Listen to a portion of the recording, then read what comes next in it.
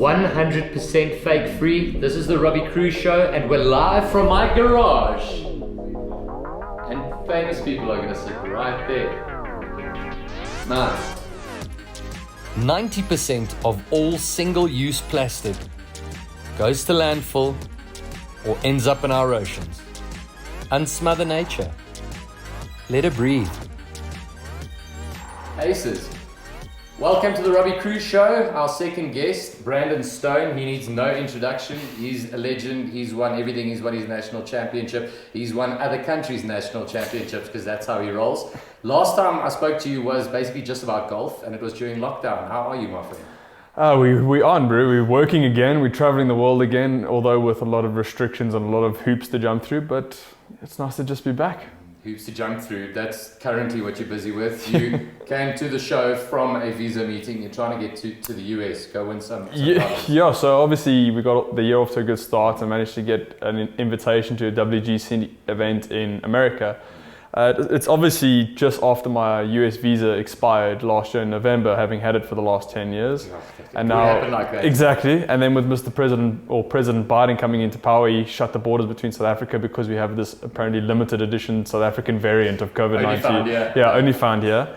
And so we've been jumping through hoops and the Sunshine Tour, Thomas App, the Minister of Sport, everyone's been trying to get me just an appointment with the US Embassy. And after 2 weeks of groveling, I managed to get in there at 9 o'clock this morning, and now we just don't know whether it's coming through today, tomorrow, or so I might be showing up at a World Golf Championship on a Thursday morning and teeing it up in the afternoon. We don't quite know just yet. How does it feel like actually getting an invite? I mean, okay, you get invites to a lot of different tournaments, but getting an invite to that is a possibility I'm not going to play this. I mean, as a lighty going, if I played a WGC, like it's world champion, you know? I think if it wasn't for the last year of COVID, where you've been uncertain and you don't know what's happening, and I mock my mates mock me at the moment because I say I live in 6 hour increments because everything's changing every 6 hours. Whether I'm going here, going there, the schedule changes on a daily basis. And if it wasn't for the last year of practice with the whole COVID situation, I think I would not be reacting as calmly and as well put together as I am at the moment. But like you say, at the same time, it's a World Golf Championship. It's in America. It's an opportunity to play amongst the best in the world and potentially earn playing rights to play on the PGA Tour. So you kind of got to weigh up all the options, but trying to remain sane, trying to keep it together, and trying to just play some golf with my mates and kind of distract myself. So it's which you are doing. It's something, I mean, it's weird, but a lot of golf, like people think, oh, golf, I mean, you play so much golf when you're off. You actually love it so much, you do. You and your mates are out in the course often. I prefer social golf than actual professional golf, if I'm brutally honest, because in professional... And not for drinking. No, not at all, not at all. Not even, The fact is, I can't give the guys that I'm playing with any shit when I'm on the golf course. Whereas when I'm playing with my mates, I can do some proper mental warfare and, you know, develop some proper heebie-jeebies with my boys out on the golf course, which is kind of quite nice because it just makes me feel a little bit better. And also your caddy, I need to speak about him. Yeah. It seems like you Oaks have got this great bromance. Like I'm all about that. You got to have that. And it seems as if you're way more comfortable out on the course, like you're enjoying it. Yeah. Is it because you guys are great mates? Yeah, I mean, listen, Tegan and I, we've been mates for so long, and he actually worked with me when I won the Scottish Open. Okay. And after that season where we had a really good year, I kind of sat him down and I said to him, listen, bro, because his dream was to be a professional golfer. And I kind of had to weigh up, as a mate, I want him to live his dream. I want him to have this opportunity to play because it's what he's dreamt of since he was a kid. But from a business perspective, I know he's the perfect caddy for me, and I know that I need to have him on my bag. So I sat him down and I said, listen, this is a tough catch-22. This is the catch-22 that I'm in. So I gave him 2 weeks. I said, take 2 weeks, think about it, because I don't want to be the bad guy. And grew in our extremes. Exactly. Yeah. So 2 weeks later, he came to me, he's like, listen, he wants to go try and make it on the tour again. So I said, bro, 100%, you have my blessing. If you need anything, let me know. So perfect. And he went and he tried for 2 years, and unfortunately it didn't work out. And as the stars would have it, my bag became available towards the end of last year. I said to him, listen, bro, do you want to do the last 4 events, the SA Open, Leopard Creek, Joburg Open, and Dubai Grand Final with me? He's like, perfect. did those 4 events and it was like we hadn't skipped a beat. So I found myself 2 years later having the same discussion with, listen, bro, you know, as a mate, I've got this, and as a profession, I have this. I need you to make a decision. And luckily, 2 days later, he came back to me and said, you'd like to do it full time. Oh, that's great. And yeah, off we go. He's actually been in Florida for the last 2 weeks waiting for me. He's over there. Yeah, he's been doing Universal Studios, you know, Key West, and having a nice break with him and Gavin, my trainer. And the boss is here. The boss is stuck in South Africa trying to go, okay, cool, well, boys, you're either going for a 2-week unpaid vacation right now, or I'm getting over there, we can actually make some cash. So yeah, they living the dream too. You enjoying that Land Rover Defender at the moment. I saw you posting about that. But you guys, you and Tegan headed down to the coast when you were here. I know Durban Country Club, Mount Edgecombe, those places are close to your heart as well. You and your dad played there, if I'm not mistaken. Yeah, so recently. My parents are actually at Mount Edgecombe. My mother's the CEO. And Kevin Stone, who he competes against, his dad. Yeah, don't beat. Yeah, don't beat. Yeah, just compete against. And my mother's the CEO, my father's director of golf. So by definition, my father works for my mother. Which is just a normal family dynamic. It's a normal family dynamic, how it's been for the last 27 years of my existence. And yeah, I love Durban. I mean, I don't get down there as much as I would like, but the old lady being Durban Country Club and Mount Edgecombe is obviously fantastic. But then you've also got courses like Simbiti that are, I mean, more often than not during the December break, I'll go down there, my dad and I will tee off at 7 o'clock at Simbiti and be having breakfast with the family around 9:30. And it's just unique in that regard. But yeah, it's listen, your heart will always bleed South Africa. So whether it be Leopard Creek that's in the Kruger, whether it be the Joburg SA Open up here in Gauteng, or whether it be down in Durban, it always feels different. It's nice to come home. And it is, and that's to me what makes you not plastic. Like I feel you got a good attitude. You're cocky to the right degree, but you have to be. In this game, you really have to be. Do you feel that's ever bitten you in the foot or not? Not really. I mean, as advice, also for a guy watching. I mean, because your tour is not. It's cutthroat, really. Listen, I mean, golf is an individual sport. I don't have 10 other guys on the field or 14 other guys on the field telling me how good I am. Exactly. If I have a cuck day, there's only one person to blame, and that's me. And there's some positives with it, and there's some negatives with that. But like you say, you have to be so self-confident because no one's going to tell you how good you are. That's just and if you have a rough day, there's only one name on the team sheet that's getting all the grief if you're not performing. And listen, as South Africans, we are very, very cutthroat with our support. We expect the best. We are undoubtedly the most passionate supporters of any sportsman. Amen. But at the same time, we expect those guys to perform at the highest regard. And it's both a negative, but at the same time, it's a driving force because you know these expectations. You were that fan. I mean, I remember watching Retief and Ernie competing against best, not trying to figure out how they never won every week because they were so good. And I find myself in somewhat similar shoes at the moment. And yes, there's those expectations. But South African sports fans as a whole, when you do well, are the first to congratulate you, the first to be there, the first to send you social media hype and, get behind you. And there's definitely always those oaks when you do well that claim to have put bets on you with sports betting countries. Thanks so many. I don't have a lot of money, so I don't gamble. But I say on radio, I say Brandon Stone's going to win this 100%. So you get those, but you get the other side of the coin where they're like, where the guy's like, hey, bro, listen, you cost me $50. Meanwhile, you just lost like 150,000 euros finishing second. You're like, don't worry, bro, I feel your pain. Just multiply it by 100,000. So you missed a buck. Can't believe you missed that 3-footer, bro. It cost me $50. I'm like, bro, you only it cost me a little bit more, bro. Oh no, and growing up heroes, I think it's important for every single person. A lot of people look up to you. I know from our fan following and so on, a lot of people are your fans. That's why they're watching the show today. But why are you, who do you look up to? Who are the people that you say, that's the why I do it? These are the guys that inspire me. You know what, bro? It's so weird because growing up, you always set these idols. You set these people that you look up to, the guys like Ernie, to name one. But you never get to know them on a personal basis, which is so unique. And then, as a professional sportsman, you do that. We do that. And I remember so vividly, I was 17, or 18 actually, and I was going off to the States to go to college. And I remember playing SA Open with a practice round with Ernie, and he was talking about, he's like, listen, bro, if you ever need anything, let me know, because obviously he was based in Florida at the time. So you kind of take it to heart. You're like, I don't feel comfortable. Saw him a few months later, said to him, listen, I'm going to America for the US amateur and go to college. She's like, listen, here's my address. Give this number a call. Even if I'm not there, this guy will be at the house. Stay at my house, practice at my house before you go to the US tournaments and go and compete and all that.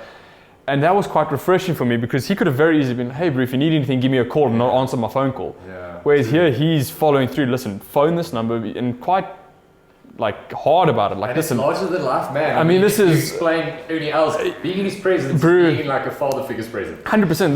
This is an icon. And we're not talking about sports icon. We're talking about a South African icon. I mean, his brand is from wines to soft drinks, Alpha Autism to a 4-time major champion. So he's larger than life in my eyes. But here's this guy pouring me Coke Zero on the ice with a little bit of lemon at his house in Florida. I'm going, well, that's not plastic. That's real, bro. That's real, exactly. And when you say I'm not plastic, like you walked in here, you obviously saw the sign, you saw my cap, whatever. What does when I say I'm not plastic, what does it mean to you? It is what it is. Bro, it is what it is. Like my whole thing is you need to be genuine. I mean, there's no point me painting the stars on the ceiling and it's all fake.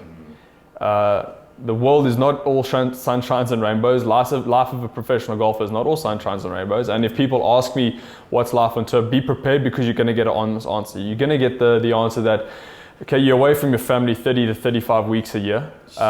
Your expenses on the European tour are going to run up into the 7-digit numbers quite comfortably. Everything's funded by yourself. You don't have an organization paying for you. Yes, you get some lovely endorsements, but you don't get them as often as you may think. And you work for those endorsements. 100%. And I remember the sacrifices growing up through school, not being able to go to parties, not being able to go to social events, hitting golf balls at 5:30 in the morning before school. And when you're sitting with a 14-year-old kid, okay, cool, well, do you hit balls before school? He's like, no, okay, cool, well, you're already losing 2-3 hours. And, you know, it's very harsh, but at the same time, there's a reason why guys like Ernie, guys like Tiger, guys like Louis, guys like Shoal are where they are. It's because they made those sacrifices and they're genuine. And I've tried to be, to the best of my ability, as genuine as I can. And that's why every month when I write for The Complete Golfer, that article is genuine from the heart. That's me sitting in an airport actually going. This is something I need to ask you. So Brandon obviously writes for Complete Golfer as well, and enjoy your columns thoroughly purely because of the fact that it is slightly tongue-in-cheek to a degree because you're very honest about it. It's like it is how it is. Like, I mean, call a spade.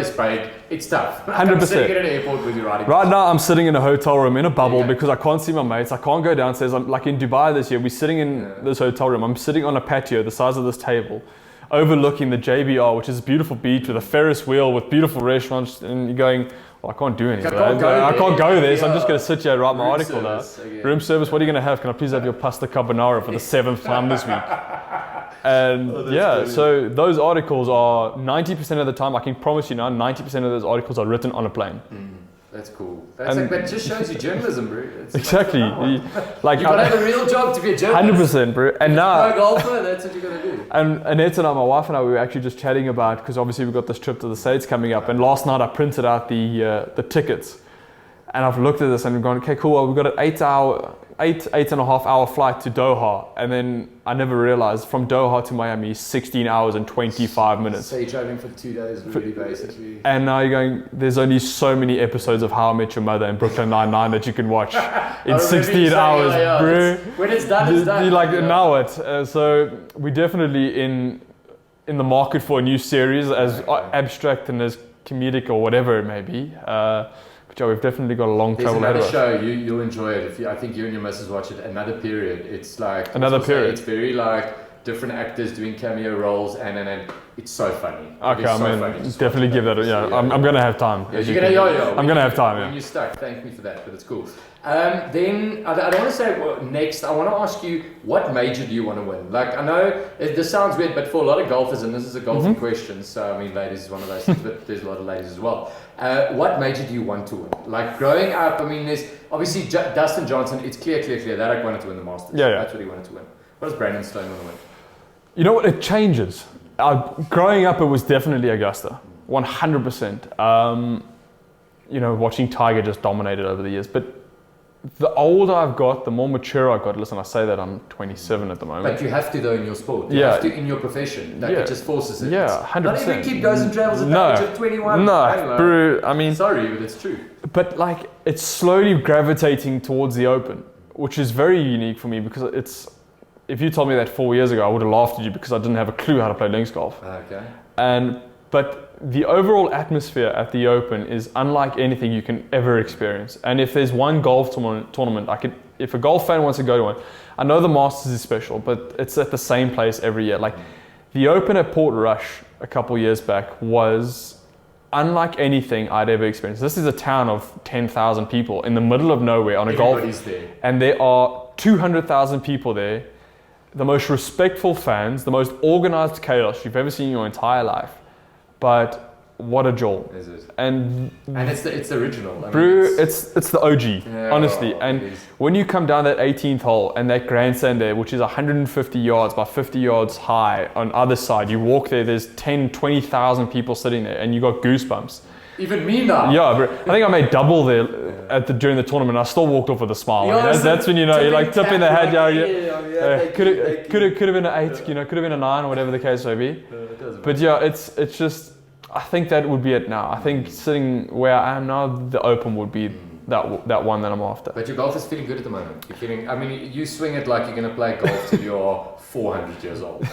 You're like, it's so easy. It's just you don't do anything. You just do this and this, and your demeanor. Sorry, carry on. Yeah. No, yeah. I think listen, the golf game at the moment it feels nice. It feels like I'm playing some of my best stuff at game. But listen, golf is let's just keep it honest. It's a cruel bitch at the best of times. True. I mean, you could feel like you've had it sewn up, but you wipe the shit out of your eyes two days later, and Quickly. Exactly. So listen, the professional golfers are not like unlike amateur golfers, where you find something in the range and you wake up the next morning and you can't remember it. So we just our if you want to call it, our difference between the 2 days is maybe a little bit shorter, but we still have those days. But yeah. Just love playing golf at the moment, which is probably the biggest difference from the last few years. Like, still like playing, like I said, social golf with my mates, but I'm quite keen to get back to work, which is the first time I could say that in a long time. That's good, man, and it's good to be back. Listen, it's good to have you playing good golf. These are incredible. Look at that. You're probably the only guy I know that could pull those off. I saw these and I thought to myself, I would definitely order those in the shop. Like, they look amazing. They're very cool. Thank you so much. No stress. They're gonna be out on the show we're gonna put them up on the wall here. We'll be playing with them. Yeah. Oh, yeah. And then this as well. That's your my BS. own little personal marker that we had made. You're no BS, eh? No BS, exactly. No BS. But this is all about your brand. This is what does the foundation, the group, what does Brandon Stone BS stand for? So thank you very much, by the way. No stress. So the reason why this is so sentimental to me is because that kind of signifies the progression of my career. Like you say, I've gone from a young whippersnapper at 19, 20, turning pro, whereas now, kind of evolving in that role. And we set up the foundation this past year because it's kind of a weird one. We kind of had these two avenues. You could go towards, helping golfers out, but I kind of felt like the reason I got to where I was because of an academic point of view. Cornwall Hill College. On your education. My mother was cutthroat. She would never cut, punch school. no chance. Yeah. My mother was cutthroat with that. And so we kind of went down the other avenue where we wanted to give opportunities academically.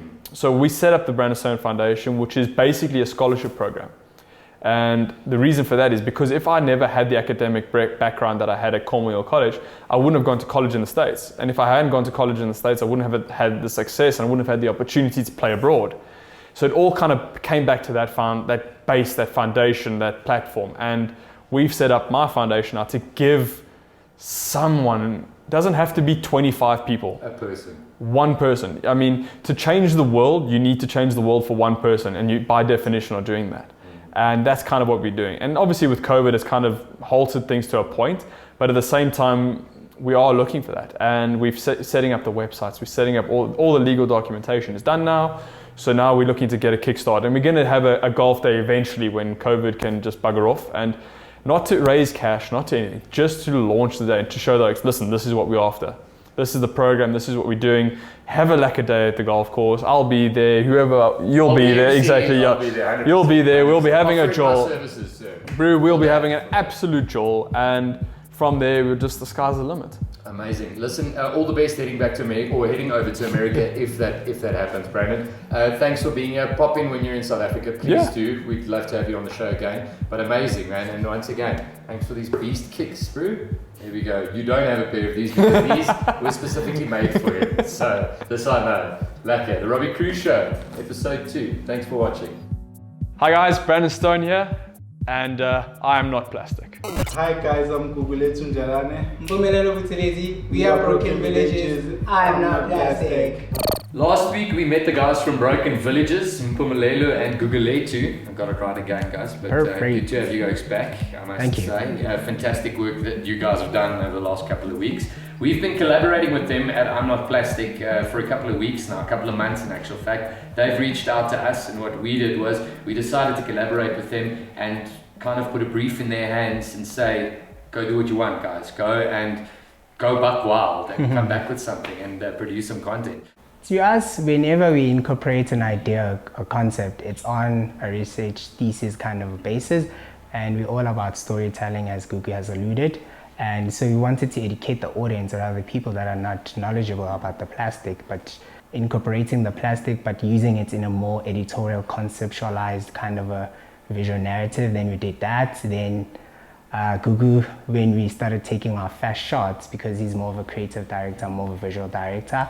But it's in that regard.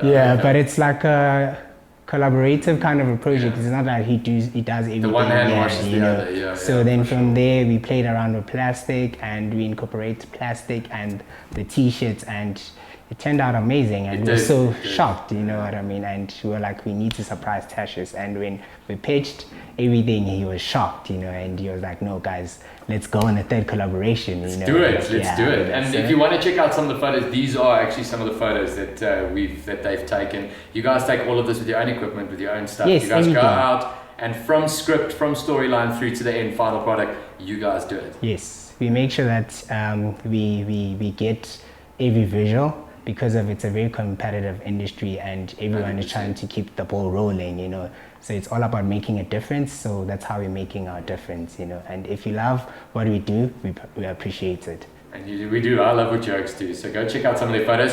Broken Villages. We look forward to catching up with you guys, but keep doing what you're doing. It's fantastic. Thank you. Appreciate it. Cheers. Cool. Bless.